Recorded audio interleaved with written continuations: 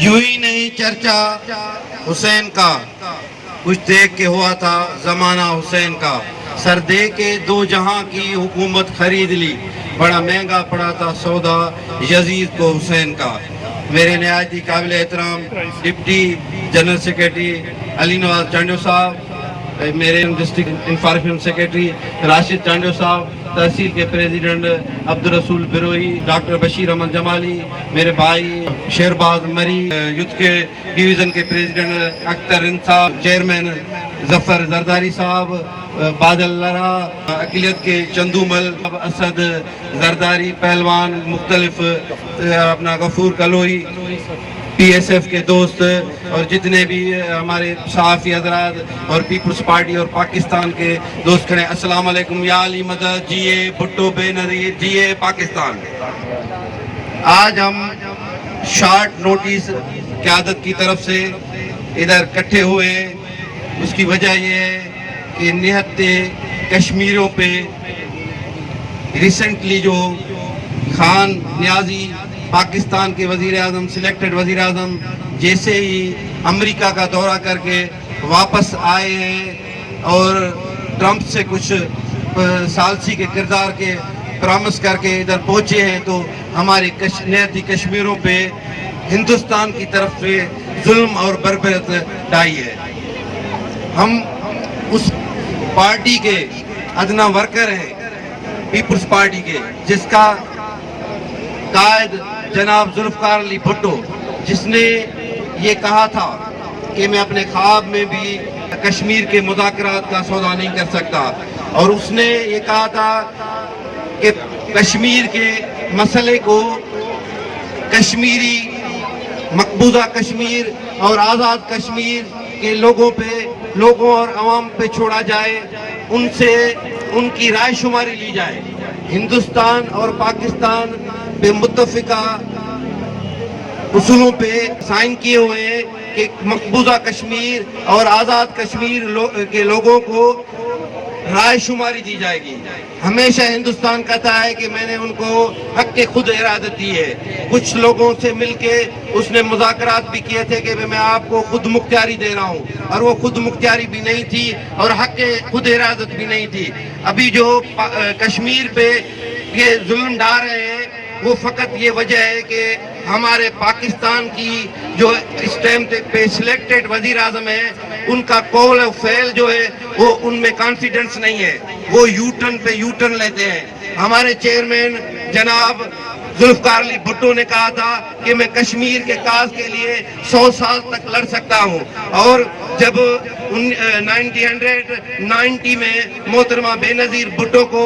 اپنا ایجنسی کی طرف سے بتایا گیا تھا کہ جو نیوکلیئر پروگرام ہے پاکستان کا، اس پہ کوئی 3 ملک مل کے حملہ کرنے والے ہیں، جس میں امریکہ، اسرائیل اور ہندوستان۔ محترمہ نے ادھر اپنا نمائندہ بھیجا ایک عورت ہو کر اور پاکستان سے، اور ان کو ایسے الفاظ میں ان کو بتایا کہ اگر پاکستان پہ آپ آئے اور آپ نے ادھر آنکھ بھی اٹھائی تو آپ کو پتہ چلے گا کہ پاکستان کے ہم نیوکلیئر پروگرام کی حفاظت کیسے کر سکتے ہیں۔ جب پھر امریکہ کی طرف سے بل کلنٹن نمائندہ آیا اور اس نے پاکستان پہ دیکھا کہ پاکستان کے جتنے بھی F-116 سارے جہاز جو تھے تیار تھے، اور بھارت کو یہ جب پتہ چلا وہ پیچھے ہٹ گیا۔ 1971 میں جب پاکستان کو توڑا گیا، آپ نے دیکھا کہ پاکستان کو بنایا تو قائد اعظم تھا، مگر اس پاکستان کو جو بچایا تھا وہ شہید ذوالفقار علی بھٹو نے بچایا تھا، اور اس پاکستان کو ذوالفقار علی بھٹو نے چلایا۔ ذوالفقار علی بھٹو نے وہ 95,000 قیدی واپس کرائے، اس کی جو سرزمین واپس کی، اور کشمیر کے کاز پہ اس نے ہمیشہ کہا اس مسئلے پہ ایسی جان ڈالو کہ ان کو پتہ چلے کہ کشمیر ہمارا انٹوٹ حصہ ہے۔ اس کے بعد ہماری محترمہ شہید رانی نے، آپ نے دیکھا، وانا اور وزیرستان میں پاکستان کا جھنڈا لہرایا، اور کشمیر کے لیے اس نے جو کاز اور جو موقف اپنا ایسے واضح پیش کیا کہ ہندوستان کو کبھی آنکھ اٹھانے کی جرت بھی نہیں ہوئی. آج بھی آپ دیکھیں ہمارا چیئرمین بلاول بھٹو اتنا پاکستان اور کشمیر کو اہمیت سمجھتے ہیں, وہ اپنے حلقے میں مصروف تھے. جیسے ہی جوائنٹ سیشن کی کال آئی تو اس نے ساری مصروفیات کو چھوڑ کے اور جوائنٹ سیشن میں حصہ لیا. آج بھی ہم کہتے ہیں کہ یہ قیادت جو ہے ابھی جو پاکستان پہ مسلط بیٹھی ہے سلیکٹڈ, یہ ہاتھ نکال کے 1971 کی طرح جیسے ذوالفقار علی بھٹو کو پاکستان سونپا گیا تھا, ابھی ہم اس پلیٹ فارم سے یہ مطالبہ کرتے ہیں کہ پاکستان کی باغ اور ڈور جو ہے ہمارے چیئرمین بلاول بھٹو زرداری کے ہاتھ میں دی جائے. اور ہم آپ کو پھر دکھائیں گے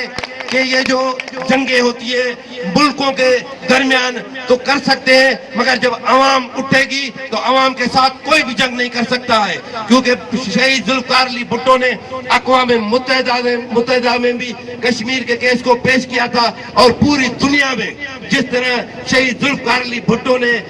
آزاد کشمیر, مقبوضہ کشمیر اور آزاد کشمیر کا کیس پیش کیا ہے, اس طرح کسی نے پیش نہیں کیا. ابھی جو ہمارے نہضت حریت رہنما